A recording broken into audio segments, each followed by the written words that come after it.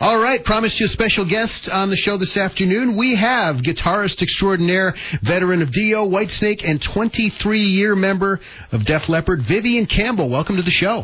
Thank you so much. Pleasure to talk to you. July 5th is the date locally for Mohegan Sun, Def Leppard, Styx and Tesla all summer long. Congratulations on making a great package like that happen. Thank you. Yeah, we're excited about that. It's going to be a busy year for us. Got a new record coming out and 50-something shows with Styx and Tesla in the U.S. and going to a bunch of other countries too, so it's good to work. Last year you were out with Kiss all summer long, and this year another great package. I think that says a lot for all the bands involved, because we're talking about bands that could certainly fill the venue on their own merit, so you're really giving the fans, first of all, some great combos of bands that everybody can agree on, and second of all, a great value for the entertainment dollar. Well, yeah, that's what touring, particularly in the North American market, is become all about in the last decade or so, is packaging and giving some sort of value for money. So we're going out with Tesla and Styx this summer, and, as you mentioned, both those bands have great catalogs in their own right, and obviously Def Leppard have a few songs too, so it should be a good evening. With as many hits as Def Leppard has, how do you go about picking a set list as you're starting to work out the plans? That's the never-ending problem for us, I mean, it's a good problem to have, but we're kind of beholden to the hits, and you can't please all of the people all of the time, but you got to assume that the majority of people coming to a show like this expect to hear the big hits. So we're always going to play Sugar and Photograph and Rock of Ages, Hysteria, Animal, I don't know, Foolin', whatever else. There's so many hit songs that we kind of have to put in there, and then we obviously want to try and make it a little bit different from last time we've been out, so we go a little bit deeper and feature different production points in the show that can be more dramatic from a lighting point of view. You maybe do a song like Rock On, or something that's a deeper album cut. Like this year we've been talking about maybe doing Paper Sun from the Euphoria record. Oh, nice. Which we haven't played in a long time. So that kind of stuff that kind of satiates the more hardcore rock fan, But it's a never-ending battle, because you can't please all the people. So yeah, I don't envy you guys. There's certainly a ton of songs to switch in and out there with it when it comes to the deeper album cuts. Yeah. So we actually did a residency in Vegas a couple of years ago, and that was great because we did the entire Hysteria album in sequence.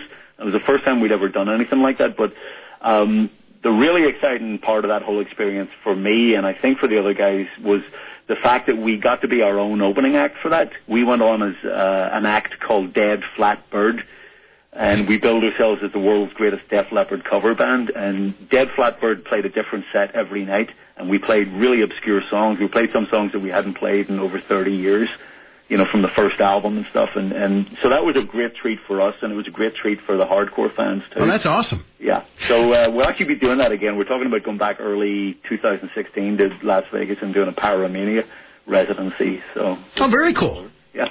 So what can you tell us about the new Def Leppard album? How close are we? The new album, I got to say, in the 23 years I've been with the band, this is the best record we've made.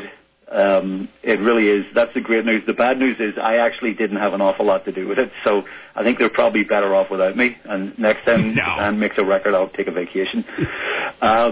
Yeah, I was dealing with some health issues during this, so I kind of missed the whole middle part of the recording process. We did it in 3 installments over the last year. We started last February in Dublin for about 5 weeks, and we set up live in the studio and recorded, because we wanted to capture the rock energy of the band, and that was the best way to do it. And we hadn't actually recorded live in the studio since 1996 on the Slang album, so we captured that. The first several songs have the rock vibe going on, and then it became more scratching the chin and thinking, okay, well, what kind of song do we need now? And then we started kind of more writing to order and getting into the more studio-heavy production tracks. The whole middle session I missed because I was doing chemotherapy, and then the end session was this past January in Dublin, and that's when things really started to come together, and the final finishing touches were put on the record, and it sounds great. It's a very strong record. It's a very diverse record. As I mentioned, it has rock element, but it also has the other elements of Def Leppard's career. Very production-heavy songs, great vocals, and great hooks. So we're well pleased with that, And as to when it's going to be released, I don't know. It's definitely coming out in 2015, but more than likely the second half of the year. So I don't know if we'll play anything off the record for this tour. Certainly by the time it goes to radio and radio starts playing the lead track, we'll have to be playing it in our live show, and we'll prepare for that, but I don't really know exactly when that's going to be. Talking with Vivian Campbell from Def Leppard, and before we broke for the song, you had alluded to some health problems, and your cancer fight has been well documented. How's everything going now? It's great, thanks. After last summer's tour with Kiss, I'd had a few rounds of chemotherapy, and that didn't quite do the trick, so my oncologist recommended I do a stem cell transplant, so I went in October, went in the hospital for several weeks, and by all accounts it appears to be successful. So my scans are good, blood work's good, my strength's been coming back. I certainly feel 100% healthy, but you never know with these things. You got to keep your eye on it for years to come, but I'm certainly looking on the upside of it. As far as I'm concerned, it's onwards and upwards. No, congratulations in advance on that one. Thank you very much. Let's talk just for a second about the Last in Line project. Now, you're revisiting the old Dio stuff with the classic lineup? Yes. That's exciting. That kind of came about more by accident than design. I called up Vinny Appice and Jimmy Bain. Vinny's a great drummer. Jimmy's a great bass player. And Vinny and Jimmy and myself, together with Ronnie Dio, were the original Dio band, and we wrote and recorded the Holy Diver, Last in Line, and Sacred Heart albums.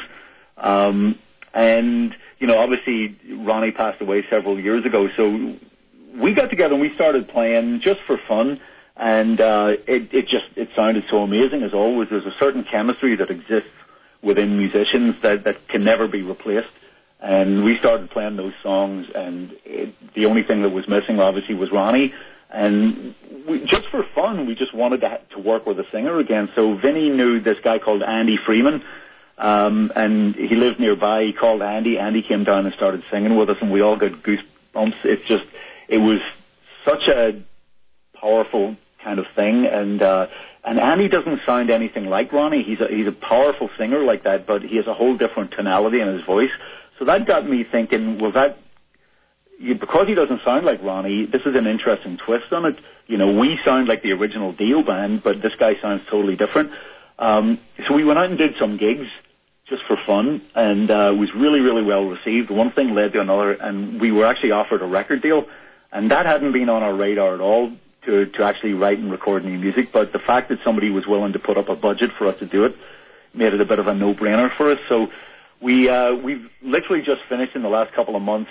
We did a record, and it sounds absolutely incredible. I mean, it's just got great energy. It sounds like a modern version of the Holy Diver album, and it's been great for me as a guitar player to wrestle with my Les Paul that way again. I haven't done it in so long. It's been a very welcome challenge. It was a great diversion for me going through chemo for a couple of years to be able to focus on my initial passion, which is beating the shit out of a Les Paul.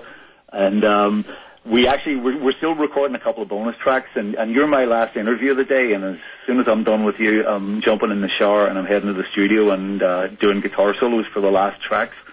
So it's an exciting time.